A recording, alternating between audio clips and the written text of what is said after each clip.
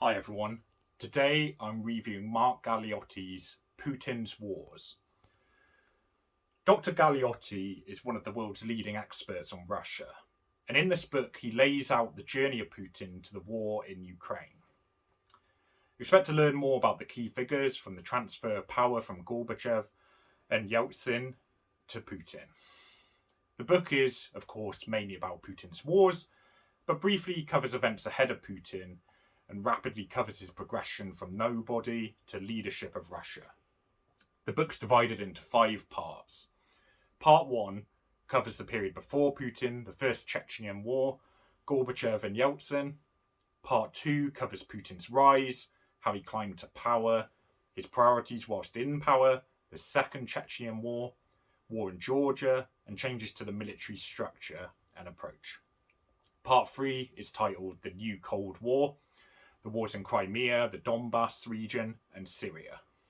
Part 4 covers the rearmament of Russia as it builds for a reclamation of the ex-Soviet nations. And Part 5 covers the future, the importance of political warfare, and how warfare is adapted in modern times. Of course, the book was changed to cover the Ukraine war as it was going to be published, and it asks the question of whether this is Putin's last war. The very last section asks if Russia can be thought of as the Eurasian Sparta, with its tendency to oligarchy and control. There's perhaps accusatory overtones of the Spartan Helot slavery relationship in this comparison to Russia and the ex-Soviet states. And obviously this is a book from a westernized view. So let's see if it makes for a good book. Although many of Putin's wars go back to the breaking up of the USSR, and one might be able to broadly generalize the wars as, and I sort of quote here, retaking or exerting desired amounts of control over ex-Soviet regions, and quote, the wars of Russia can be quite complex. Once the USSR was broken up, it often left complicated mixes of disparate ethnic, religious, and pro-Russia or pro-Western groups vying for control. Chechnya and the battles of Grozny in the book create a picture of constant turmoil, where the tough Chechens outfoxed Russia in the First Chechen War, and the various tactics they used to achieve it through sheer stubbornness, resourcefulness, and using tall buildings for ambushes, striking tanks with RPGs where their armours are weakest from above. The book very much takes a westernized view, but I do think it is a balanced one that calls out both the successes and failures, the strengths and weaknesses of actors and events, issues within the military such as lack of accommodation or food for Russian soldiers. There's awful stories of hazing and dedovshchina or grandfatherism. And what this is the bullying between older soldiers and younger conscripts. There was one particularly horrifying tale at, I'm going to try and pronounce this, Chelyabinsk tank school. A platoon sergeant ordered a draftee to sit in a squat position for hours, beating him if he tried to move. The blood clotted in his legs and his genitals, and they had to be amputated. But fortunately, one of the doctors tipped off a charity which led to repercussions which may not have occurred otherwise, and that's on page 110 to 111.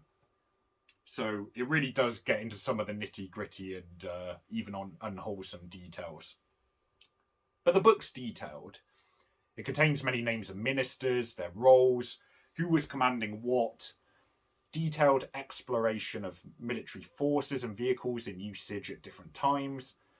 It's useful as a resource for people really wanting to delve into the Russian military structure. There's certainly sections that go to perhaps a little too much detail for me. But at times, though, it is interesting. He's clearly done his homework and he really does know the subject. An example of where that is interesting would be the efficacy of the newer T-14 tank and it replacing the T-80U.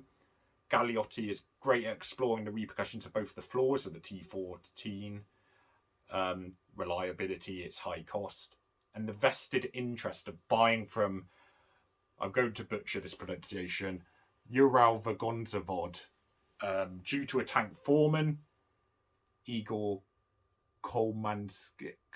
That's probably not how you say it. But anyway, this tank foreman, according to this book, did favours for Putin previously. That's on page 237. And that's why they continued using that particular tank or moving to that new tank. As Galeotti often points out, Putin knows how to reward loyalty. It's not all just about the detail, though. Galeotti's descriptions can be quite colourful and interesting. Grachiov, whom Boris Yeltsin made minister and was unaffectionately known as Pasha Mercedes for his German car collection he managed to amass when the money was meant to go to withdrawal of forces from Germany, on page 52. This is talked about. He gets criticised quite a lot, and probably rightly. I open quote, Grachiov's tragedy was that he was the quintessential fighting general, personally brave, an officer most at home on the offence, in an era when his job was really about managing decline, one which demanded not elan, but adroit political skills, personal honesty, and a comprehensive attention to detail. Sadly, he had none of these characteristics. And I end quote. That's page 50. So Galeotti includes a useful mix of evaluation and anecdotes, such as when he drinks with Russian soldiers, which I think happens on several occasions in the book, or visiting military displays by the Russian army to help bring the narrative to life. Part 4 contains some of the best analysis of the whole book, evaluating Russia's power, in particular strands of her military.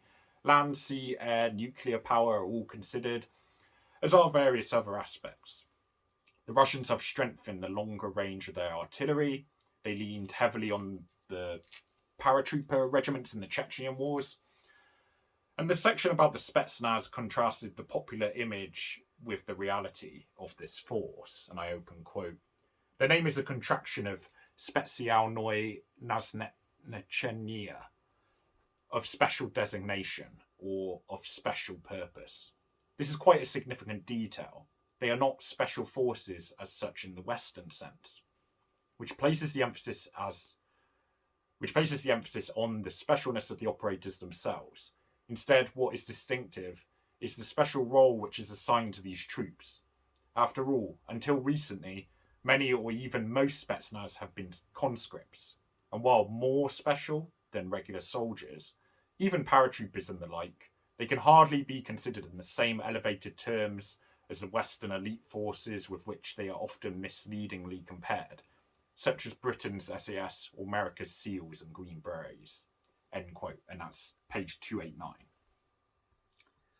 As you can see from the wide array of aspects that I've discussed and perspectives, it does seem a balanced view, although it is sort of leaning towards a Western one, perhaps. No stone goes unturned from incorporating modern developments in the Russian army, such as the intended adoption of modernised tanks and drones, to going back to the changes since Soviet Russia. The book is structured very well, and I get the impression this reduces a lot of confusion that might be seen in other books on the topic. So in terms of final score, the book's aim is to provide an assessment of the wars, the military effectiveness, and prediction for the future of Putin and his wars. Hopefully, in the view of many Westerners and obviously places like Ukraine, that war will be the last of his wars. This book provides a balanced and detailed account broken up by moments of illustrative colour. It perhaps loses marks to the casual reader for being exhaustive in places and very dense, but people desiring that will be very content with this book. For most readers, it's still an illuminating and effective account of a complex set of wars and politics. So I'm giving this an 8 out of 10. It's very detailed, but he's really done his homework and is truly an expert on this. There's possibly a slight Western bias, but I think you could see from the kind of strengths and weaknesses and the elements that Galeotti picked out that it, for the most part, is very balanced. And that's why it got a good score. Plenty more books being reviewed across a range of genres, so like and subscribe. And thanks for watching.